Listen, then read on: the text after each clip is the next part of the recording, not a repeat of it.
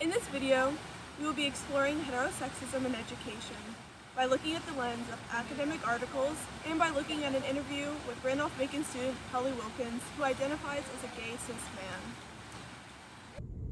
Hello, I'm Kelly Wilkins. My pronouns are he, him, his. I'm a junior here at Randolph-Macon College in a triple major in Latin, Greek, and archaeology. I have the intentions to pursue a PhD after my time here at Randolph-Macon. What is heterosexism? Heterosexism is the frequently ingrained perspective that heterosexuality is the normal sexual orientation. It's more of a bias towards heterosexuality than it is an aversion to homosexuality. If you were to automatically assume someone was straight, that would be an example of heterosexism. How does homophobia contribute to heterosexism? That heterosexism and homophobia go hand in hand. The most common form of homophobia that we see within the media and everyday life is overt homophobia. This can be seen through the use of slurs and through obvious discrimination and leaving people out because of their sexual orientation. People who do have homophobic beliefs, a lot of their lives are built around heterosexism, and a lot of their conceptions of interpersonal relationships are built off of stereotypes of gay people. A lot of the discrimination comes from systemic actions through covert homophobia. There are multiple ways to identify and categorize these kinds of covert homophobia. One kind is the naturalization of homophobia. This is described through a way of saying that any other sexual orientation other than heterosexuality isn't a choice. This can be seen as covert homophobia because it makes different sexualities seem like the undesirable option. Another kind is a minimization of homophobia. Although seemingly a move in the correct direction, the increasing representation in media might give off that homophobia doesn't exist still. There's also the entitlement of LGBTQ+ allies, that they feel like they are compensating for their lack of homophobia, when it really creates an ally status, which makes another form of a heterosexist power structure. We also see multiple times the tokenization of members of the LGBTQ+ community. For example, the gay best friend trope can create the dehumanization of a person in a community of people with forcing constant stereotypes put on them as a stock character in the media. The way that we educate our children should be very, I have to word this very specifically, I think. It should be very broad and accepted, I believe, at least in my personal opinion. But for the most part, a lot of curricula around the country, at least that I've seen in public schools, have kind of leaned more towards a level of heteronormativity. Within education, we also see how school structures can mandate hyper-heterosexuality using hidden curriculum. Because that's one of the more insidious forms of discrimination because it's not visible. We see examples of this when teachers use constant heterosexual romantic situations. Like you might be reading a math problem and it'll state like George and his girlfriend, but you never ever would see George and his boyfriend. And nuclear family examples. It's built upon more antiquated traditional ideals of, say, a nuclear family, heteronormative relationships and interpersonal relationships as well, not only romantic or sexual, that sort of thing.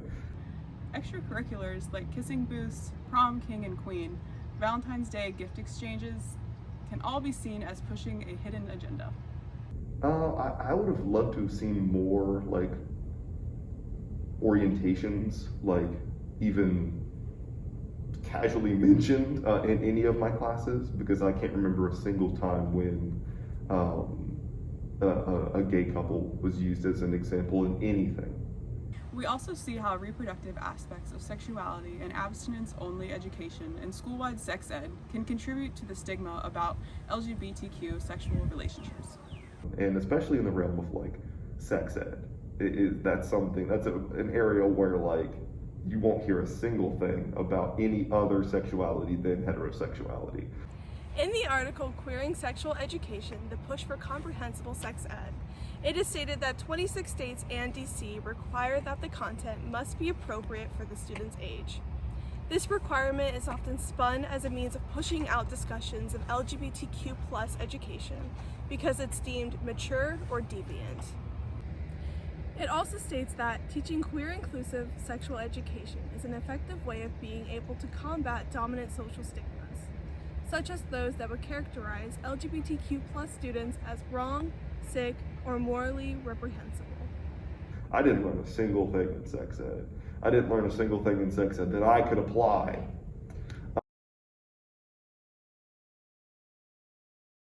What shouldn't we do? Don't only provide examples of nuclear families. This only normalizes heterosexuality in families, and families with single parents, foster parents, divorced parents aren't able to see themselves represented. Don't pretend like homophobia is not an issue. Don't put hard conversations about sexuality to the side, and never show bias.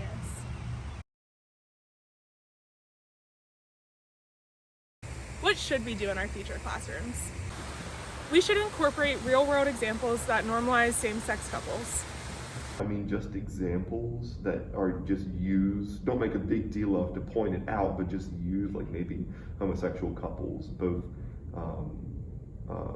like lesbian and gay, as well as couples where one of the partners might be transgender, those sorts of things, just like to normalize that, because I mean, there's people who exist in the world who are like that, it doesn't have to be every single example. Only using resources like these that we found in our very own McGraw-Page library furthers the representation of heteronormativity.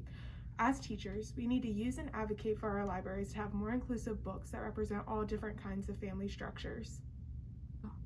In this book, both children are depicted in a nuclear family, as you can see on the pages here. And in this book, the bird is searching for its mother the whole time, but it's okay to not have a mother. These resources can still be used in the classroom, but teachers should make sure to include representation of all family structures and other resources that they use. Visualization can help change what is considered normal. Address homophobic slurs when you hear them. Tell your students that this is unacceptable behavior and very offensive. If slurs are heard very often, address it in front of the entire class. The administration in public schools as well, it should be a prerogative for them to not discriminate against hiring people of other sexual orientations other than heterosexuality. Incorporate and normalize the use of pronouns. Do include resources that include members of the LGBTQ community. And finally, Know your students and their stories. It's just an endemic issue, not only in education, but in most of the institutions that are funded publicly in this country. I know, you see, somehow the world is gonna change for me. Stop heterosexism. Live life, breathe air. I know somehow we're gonna get there. Stop heterosexism. It's all for real. I'm telling you just how to feel. So wake up the members of my nation. It's your time to see. There's no change unless you make one. And the time to care for students no matter orientation. Some things are meant to be, so give it your best and leave the rest to me. Leave the rest to me. Leave the rest to me. Just leave the rest to me.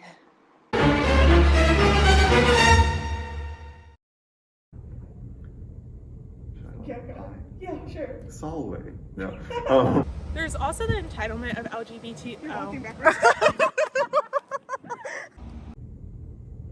Awesome. And that's all I need from you. Sick. All right.